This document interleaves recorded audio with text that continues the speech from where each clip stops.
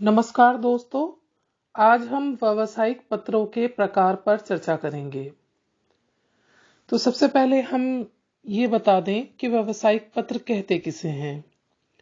किसी व्यावसायिक उद्देश्य के लिए आदान प्रदान किए जाने वाले पत्रों को व्यावसायिक पत्र कहते हैं। आज का युग व्यापार का युग है। चारों ओर उद्योग धंधों का जाल फैलता जा रहा है। किसी भी व्यवसाय की सफलता में उसके द्वारा आदान प्रदान किए जाने वाले पत्रों का महत्वपूर्ण योगदान होता है। आज के समय में जिस तरह से व्यवसायों का विकास हो रहा है, उसी तरह से व्यावसायिक पत्रों का भी महत्व बढ़ता जा रहा है। एक व्यवसाय जितनी अच्छी तरह से पत्र लिखता है, उसकी साख उतनी ही अच्छी बनती है। एक अच्छा व्यावसायिक पत्र मास्टर की के रूप में काम करता है। एक अच्छे व्यावसायिक पत्र से व्यवसाय का विकास होता है। व्यावसायिक पत्र दो व्यावसायिक संस्थानों के बीच लिखित प्रमाण के रूप में भी कार्य करता है, ताकि आवश्यकता पड़ने पर उसे प्रमाण के रूप में प्रस्तुत किया जा सके। व्यावसायिक पत्र इसलिए भी उपयोगी है क्योंकि इनसे समय बचता है, पैसा कम खर्च होता है, प्रचार और विज्ञापन का काम देते हैं, उद्योगों में परस्पर निकटता आती है। इन पत्रों के माध्यम से माल मंगाने तथा भेजने में सहायता मिलती है, व्यापारिक साख बढ़ती है, विवाद और भ्रम का निवारण होता है इत्यादि। सामान्यतः कुछ कार्यों के लिए व्यावसायिक पत्र लिखे जाते हैं जो इस प्रकार हैं। नंबर 1, मूल्य या भाव जानने के लिए। नंबर 2, मूल्य और सामग्री सूची मंगाने के लिए। नंबर 3, कोई नमूना या सैंपल मंगाने के लिए। नंबर 4, भुगतान के लिए। नंबर 5, सामग्री खरीदने के लिए। नंबर 6, विक्रय प्रस्ताव भेजने के लिए। नंबर 7, एजेंसी लेने या देने के लिए। नंबर 8, बीमा संबंधी कामों के लिए। नंबर 9, कोई शिकायत करने के लिए। नंबर 10, बैंक से कोई अनुरोध करने के लिए। आइए अब हम व्यावसायिक पत्रों के प्रकार पर चर्चा करें। नंबर 1, पूछताछ पत्र। जो पत्र किसी माल के गुण, प्रकार, कीमत, उपयोगिता, भुगतान शर्तों आदि की आवश्यक जानकारी के लिए लिखे जाते हैं, वे पूछताछ पत्र कहलाते हैं। नंबर 2, आदेश पत्र यानी कि ऑर्डर लेटर।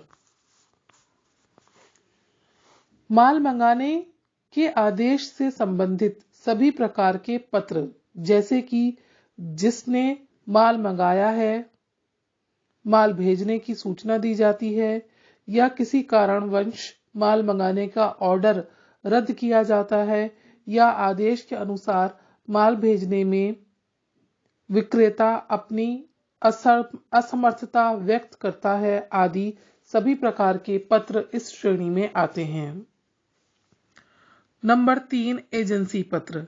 अपने माल की बिक्री बढ़ाने के लिए एजेंसी देने या किसी दूसरे के उत्पादन को बेचने के लिए एजेंसी लेने, अधिक कमीशन की मांग आदि के लिए लिखे जाने वाले सभी पत्र एजेंसी पत्र कहलाते हैं। नंबर 4, शिकायती पत्र। खरीदार अपने आदेश के अनुरूप माल न मिलने, माल में खराबी होने, देर से माल मिलने, रास्ते में माल खराब हो जाने आदि के संबंध में अपनी शिकायत प्रस्तुत करते हुए जो भी पत्र लिखते हैं, वे पत्र शिकायती पत्र या परिवाद पत्र कहलाते हैं। नंबर 5, सूचना प्रचार पत्र। उत्पादित माल की बिक्री के लिए ग्राहकों को अपनी ओर आकर्षित तथा आमंत्रित करने के लिए लिखा जाने वाला पत्र सूचना प्रचार पत्र कहलाता है। इसमें उत्पादक विनम्रता पूर्वक अपने माल के बारे में सारी जानकारी देते हुए व्यवसायियों या उद्यमियों से अपने माल को बेचने में सहयोग मांगता है। नंबर 6, बीमा संबंधी पत्र। व्यापारी को अपने व्यापारिक संस्थान की सुरक्षा, क्षतिपूर्ति आदि के लिए बीमा कंपनी से संबंध स्थापित करने पड़ते हैं। इस संबंध में बीमा कंपनी से जो भी पत्र व्यवहार होता है उसे बीमा संबंधी पत्रों की श्रेणी में रखा जाता है। नंबर 7, बैंक संबंधी पत्र। व्यवसायी व्यक्ति या फर्म द्वारा बैंक में खाता खोलने, लोन लेने, बिलों को मंजूर कराने, चेक क्लियर न होने पर उस संबंध में पूछताछ आदि करने के लिए लगातार बैंक से पत्र व्यवहार करना होता है। इस प्रकार के सभी पत्र बैंक संबंधी पत्र कहलाते हैं। नंबर 8, यातायात संबंधी पत्र। माल के समुचित यातायात के लिए व्यवसायियों को समय समय पर ट्रांसपोर्ट कंपनियों, कस्टम अधिकारियों, रेलवे, शिपिंग या हवाई कंपनी के अधिकारियों आदि को पत्र लिखने पड़ते हैं। ये सभी पत्र यातायात संबंधी पत्र कहलाते हैं। नंबर 9, धन्यवाद पत्र। किसी नए ग्राहक द्वारा पहला क्रय ऑर्डर मिलने पर या किसी पुराने ग्राहक से माल के लिए बड़ा ऑर्डर मिलने पर उसके प्रति आभार व्यक्त करने के लिए जो पत्र लिखे जाते हैं उन्हें धन्यवाद पत्र कहते हैं। नंबर 10, भुगतान संबंधी पत्र।